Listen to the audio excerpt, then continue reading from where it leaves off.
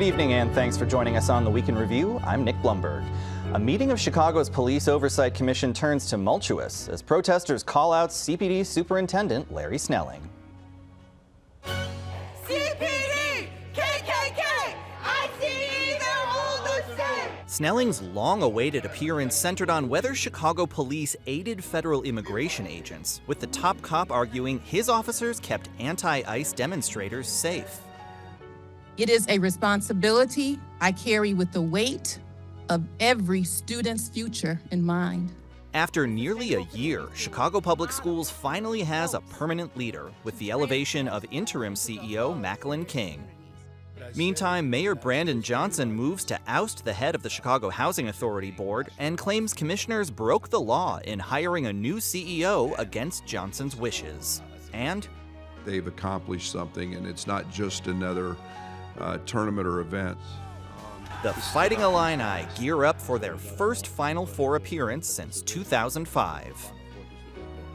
And now to our Week in Review panel. Joining us are Justin Lawrence of Crane's Chicago Business, Araceli Gomez-Saldana of WBEZ, Elvia Malagon of the Chicago Sun-Times, and Mike Mulligan of 104.3 The Score. Thank you all for being here. Let's get right to it.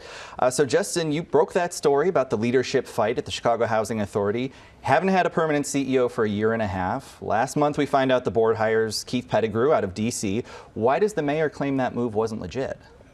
Because he doesn't like it. All right. You know, this is a chaotic situation. The mayor says he was caught off guard by this. He says it violated the Open Meetings Act, which governs, you know, public meetings in the state.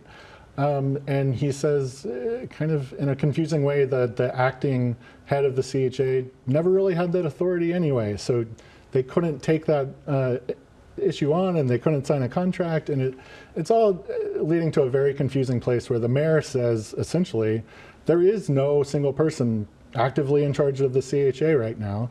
And Matt Brewer, who is both the board chair, or was the board chair, and the operating chair, the de facto CEO of CHA, says, that's nice, Mayor, but actually I am, and I'm going to continue to be in charge. And the CEO that we've appointed, Keith Pettigrew, he starts on April 20th.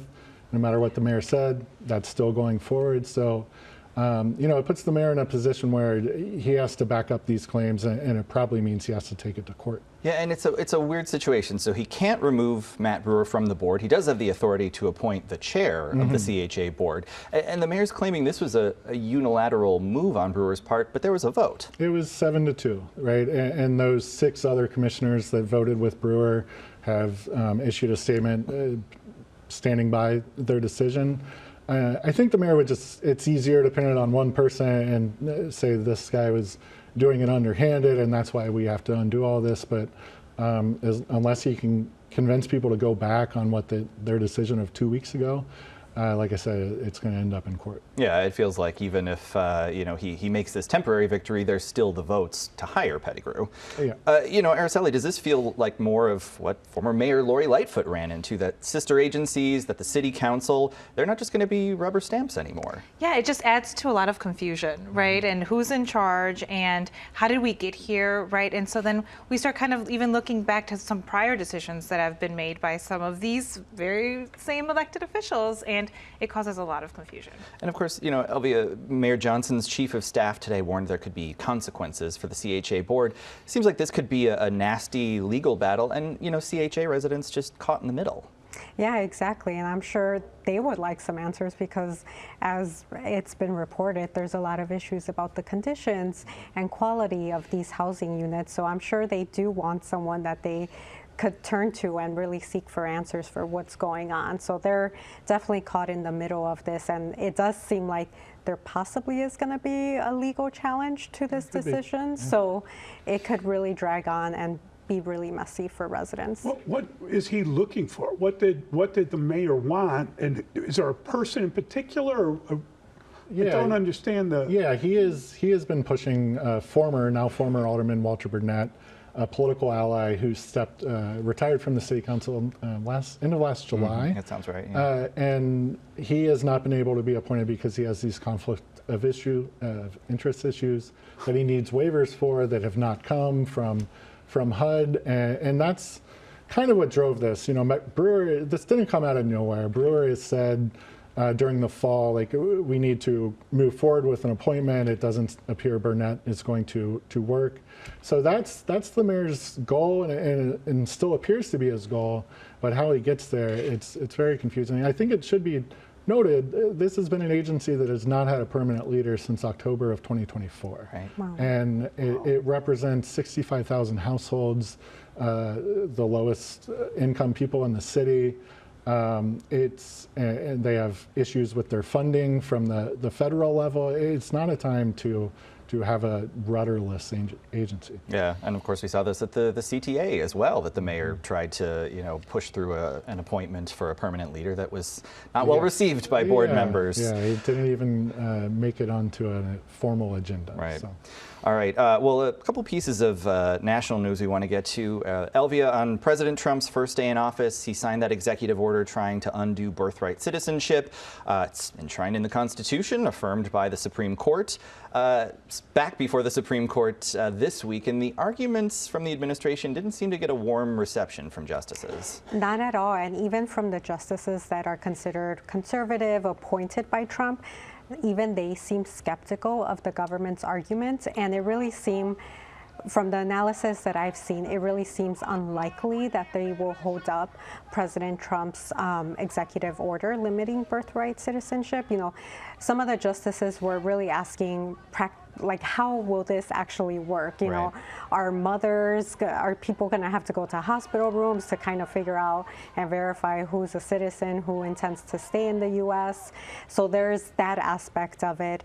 But also, it just, community leaders here were saying that the fact that President Trump actually went in and sat in and listened to some of these oral arguments, which was the first time that a sitting president had done that, it sends a message of this maybe could have been intimidation to really get what he wants. He's been very critical of the high court ever since they overturned his tariffs, and like you said, this was something he issued on the very first day of his second term, so it's something that obviously he really cares about. And that's a good point. You know, he wanted to do this, or at least talked about it during his first term, and as we've seen with a lot of issues in his second term, he couldn't do that through the Congress in his first term. So now he's come back. I believe the executive order was on his first day in office. It was. Yes. You know, and that is, maybe his supporters like that, but it's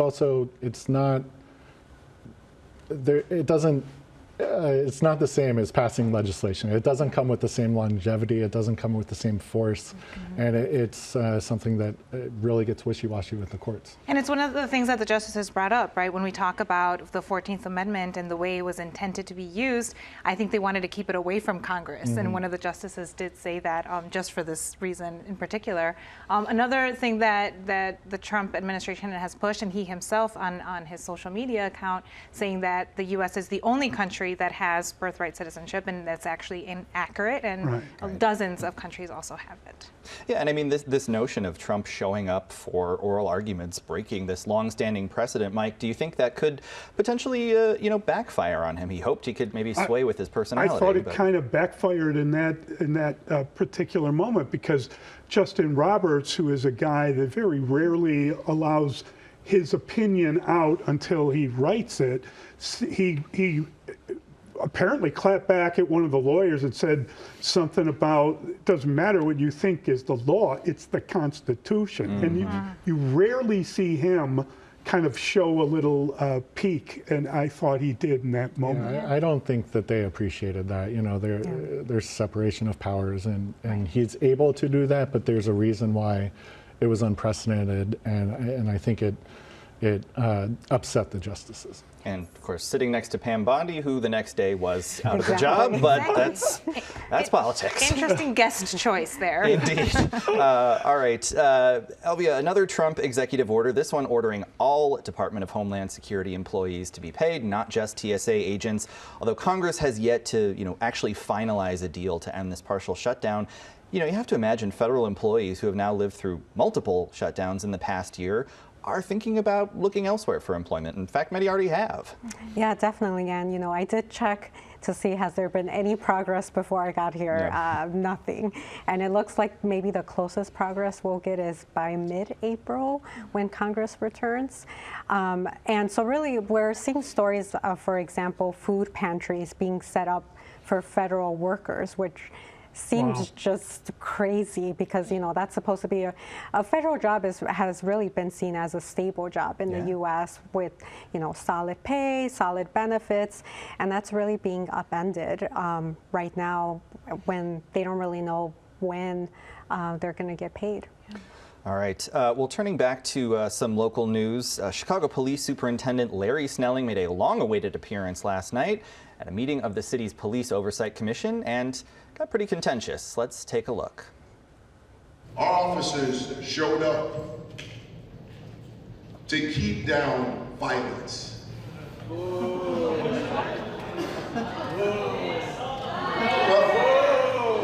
It's okay. No, it's okay. This is the response I expected. It's easy to blame CPD when you're looking for somebody to blame. You say we protected ICE. Let me explain something to you. ICE needed no protection. Araceli, does this feel like a meeting that, you know, nobody's going to walk away from happy? You know, the demonstrators aren't going to take Snelling at his word, and Snelling's not going to back down. Yeah, I thought it was an interesting tone. You know, I think people were really heated, they were emotional. This was a very difficult time that Chicagoans just went through during this immigration enforcement, pretty aggressive immigration enforcement, I'll add. And I think that Superintendent Snelling was there to answer questions, and we spoke to him earlier that day on WBEZ, and he was very much for transparency, but I think he was met with a lot of emotion and answers, and a lot of times people are looking for specific answers that he might not be able to give. Yeah, and you know, Justin, it was a pretty big lift just getting Snelling to show up to the meeting. Yeah, there was some back and forth about he agreed to appear, and then they wanted to change it up a little bit and have a panel with outside experts, legal professors, and he bristled at that, right? He appeared to be, and he just wanted to take the questions themselves.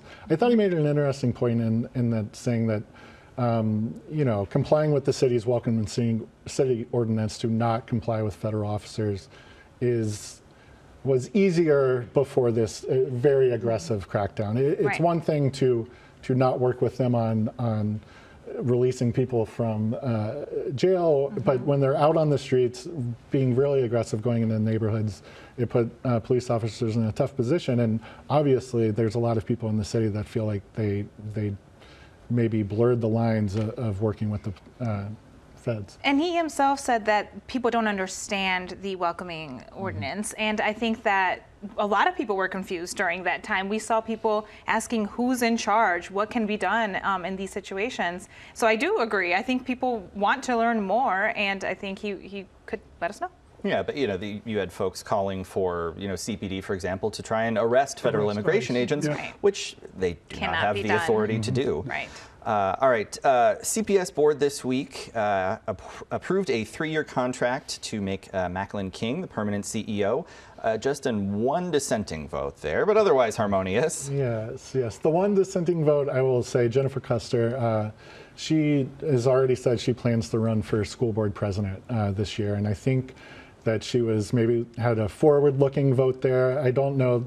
I think it's easy to predict a little bit of tension and maybe even chaos around the CPS budget in the upcoming year, and maybe it's not the new or acting and new CEO's fault, but during that campaign, Custer can say, "Hey, I'm the one that voted against all of this, whatever this is going to be in the coming months." Yeah. And there was some pushback that maybe this process should have just waited until the elected president, you know, for the first time could be done. And I could see some reasons why maybe that would have been a good choice too. But of course, there was already a national search going on. So right, and going on for many, many months with many rounds of, you know, reports of candidates and folks dropping out. So it was a bit of a hectic process at times. All right, Elvia, you had a piece this week digging into the rise in HIV/AIDS rates among Latinos in Chicago. What did you find there? Yeah, we started looking into this in February. The federal government cut back on public health programs, and one of the programs was HIV funding. And what I was hearing from a lot of community groups was they were very concerned because this was happening as actually Chicago was seeing more HIV cases, in particular among Latinos. And I talked to health officials in Chicago who they said they are looking into what is behind this. One clue could be just the ripple effect of COVID-19. People maybe lost their health insurance, are delaying care, and are just kind of getting back to that. Another could be the migration pattern that happened here in Chicago, in which we saw thousands of folks who were bused from Texas, from the border, by Republican Texas Governor Greg Abbott. So that population maybe didn't know their status. Maybe this was the first time they had access to testing, access to care. And so really a lot of groups are calling for more funding, but the problem is that a lot of groups are facing, they kind of know they can't really count on federal funds, and so they're really turning to the state and the local government, but everyone else is also turning to them for funds. Yeah, I mean, is there any way at the state and local level or the philanthropic level to try and make up that gap? Yeah, I mean, there is an effort for the state to increase its budget to pay specifically for HIV prevention, but also for a program that essentially if you test positive for HIV, you could get on medication, and they help you, for example, roll in the ACA or get on Medicaid. And that's really key, because if you're on this medication and you stay on it, you could become undetectable. And that means that you're not transmitting HIV to someone else. Right. And so that's really a huge advancement in science and really important. And unfortunately, with more federal funding cuts coming our way, we're at the cusp of Medicaid being cut. Exactly. These are just kind of things that I feel like waterfall down. People that most need some of these resources are the ones that are going to be most affected. Sorry, go ahead. No, I was just going to say, and even though right now there are some resources, I was also hearing that people are scared because they don't want the federal government to have their information. They don't know what's going to happen with it down the line. So there's still that fear too. Yeah, but we've seen, unfortunately, a lot of things that were trending positively start to go back in the other direction in the public health arena. All right. Well, switching gears to some very good news for a lot of fans here. Mike, the Illini are in Indianapolis. They're getting ready to take on UConn tomorrow at 5.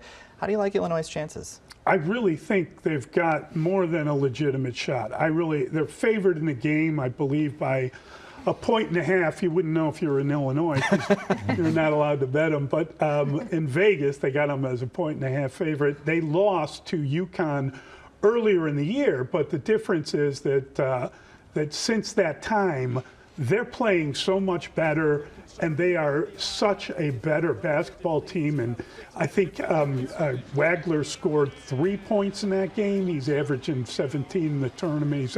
He's a different player. He's a top 10 pick in the NBA draft. And I think Illinois is going to get to the final. That's just my opinion. But I don't know that they're going to win the final, because the other two teams are absolutely phenomenal. I'm talking about Michigan and Arizona. So I think the winner of that game would probably be the favorite come Monday. But UConn is really interesting because of their experience and the fact that they've won titles. But, man, they shouldn't be here. I mean, that buzzer beater. It was so jammy. There's no way around it. They got very lucky. It almost felt like Duke lost the game as much as Illinois, or excuse me, as UConn won it. I was going to say maybe the entirety of the country hoping that shot went in, as maybe one pulled it in, everybody outside of Duke fan. Yeah. I was, I'm really just hoping that Coach Underwood can push through, pick up his team. And I will agree with Mike that they're a different team now, specifically defensively. They've been playing great defense. And if they can get to the final, I mean, it's been 21 years since the last time they did that, so it would be great. And it was interesting listening to Underwood's press conference earlier today, and he was saying, UConn is a team that we've seen before. We know that they're not just going to lay down, but we can be ready for that. And we know the kind of ball they play, and we could, they at least have, these few days, but a precious few days to work with, to prep. And Illinois is huge, and they could dominate the It's boards. the tallest and- team in yes. the NCAA. Yeah. Yes. Yeah. What do you think about Michigan, Arizona? What are you looking for there? I haven't watched enough Arizona. I've watched Arizona. I've watched Michigan all year. Michigan, to me, is playing better than any team in the country. They've scored a minimum of 90 points every game in the tournament, and they've got the best. They got a 6th-year senior in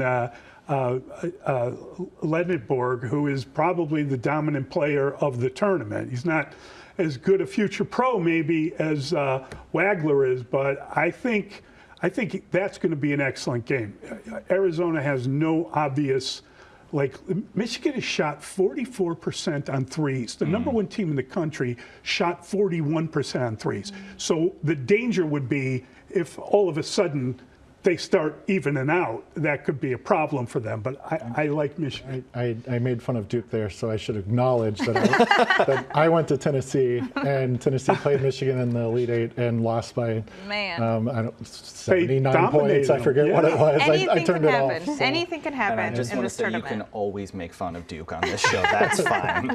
All right, we've got two Hoosiers at the table That's right, here. yeah. Rooting for Illinois, even though you're IU grad. I am rooting for Illinois. I wanted to pick a Midwest team, and so Michigan also an option, but I rather go for Illinois. I think if it'll be good for the state, I'm for it. There so, we go. Yeah. IU just a football school. Can you believe it? Yeah, doing all right as a football school, but all right. NFL owners meetings. We heard the Bears say they're going to announce late spring, early summer, whether they go to Arlington Heights or Hammond. You think it's going to take that long? Maybe we'll know sooner? I think it's probably going to be when the Illinois legislature comes back. If they give them what they're looking for out in Arlington Heights, I think Arlington Heights is probably the preferred place. And I know they got to borrow a lot of money, but I think the franchise will be worth a lot more.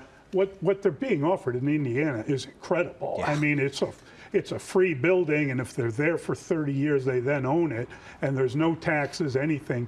But I think Michael McCaskey was raised by Virginia, who, when she talked to her children, she let them know that they were protecting her father's legacy. It's George Halas's legacy. And I've always had a hard time imagining George Halas McCaskey moving the team out of state. I have a hard time seeing him doing it because this is the way he was raised. Now, he spoke differently at the owners' meeting than he has. I don't know if that's because he got some really good PR advice and people like myself have been saying things like this, but I thought there was like a little change in tone, which probably is needed to kickstart Illinois. Yes, a little bit too. Trying not heavy-handed in terms of No, they're not. They weren't heavy-handed, right. but they let Roger Goodell kind of play the heavy for him. Yeah. And we'll tell you, Nick, I mean, Elvie and I are both from Indiana, and if you ask anyone from Indiana, it's happening. Right. Yeah, I was going to say, if this happens, this will be the best thing that ever happened to Northwest Indiana. It will carry us through whatever happens. The mayor of Hammond would be very happy. Yeah, they already think they're staking out the site That's there. All right, White Sox had a 1-5 start heading into their rain-delayed homeowner. Beautiful day today, and a beautiful win for them in extra innings. It was a really good Friday for the White Sox. They actually managed to score 2 runs in extra innings after going down a run in extra innings, and they won a game, and it was extraordinary. They also announced after the game they're retiring Ozzie Guillen's number 13, which should have been done long ago. So I think that it was a great day for the White Sox. And was that a surprise? Was that a surprise? No, they've been waiting to do it. unleash it, but they had yet to do it. So we were all. You mentioned Good Friday. Oh, is there anybody in Rome that might? I was gonna say, might be yeah, playing, White Sox fans getting involved In here? overtime. throwing up some prayers. You probably didn't see it. The Cleveland diocese released a letter yesterday, basically letting the fans know they were not going to allow them to eat hot dogs at their home opener, which the Cubs, they were beating the Cubs when last we checked. Yeah, maybe they need some vegan hot dogs for Meatless Fridays. All right, well, Guillen getting retired. If the 4 of you had a number, we'd retire it. You're all great, but we are out of time. So our thanks to Justin Lawrence, Araceli Gomez-Aldana, Elvia Malagon, and Mike Mulligan. We're back to wrap things up right after this. Tonight's presentation of Week in Review is made possible in part by Anne and Rich Carr, BNSF Railway, and Francine and Dr. Anthony Brown.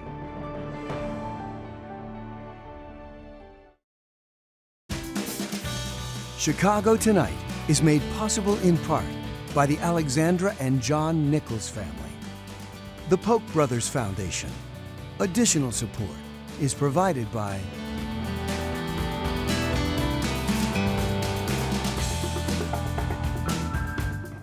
And that's our show for this Friday night. Visit our website for the latest from WTTW News, including an effort by the Chicago Park District to make summer camp registration less like the Hunger Games. Now for the Week in Review, I'm Nick Blumberg. Thank you for watching. Stay healthy, stay safe, and stay informed. Have a great weekend. All right, Araceli, you had probably the most important story of the week. It was very important. Reporting on some, I'm glad you are mentioning some new residents at Brookfield Zoo. Tell us about them. Very cute African painted puppies, 10 of them. First-time mom who also was born at Brookfield Zoo, which was a fun fact. And usually a first-time mom only has about 7 or 8. She had 10. Wow. 5 males, 5 females. They were so cute. And this is a species that Brookfield's helping to conserve. That's right, because they are endangered. So in Africa, they're one of the most endangered predators. They are a smaller mammal, so they get, it's hard for them, and they need a lot of space. So Brookfield Zoo has got 10 new residents. Small dogs, but very big ears, as we can see from the video here. That's what made them so cute. And they seem to be having a great time exploring their new little habitat there. Yeah, so. they were very Closed captioning is made possible by Robert A. Clifford and Clifford Law Offices, a Chicago personal injury and wrongful death firm with more than 40 years of experience in medical malpractice.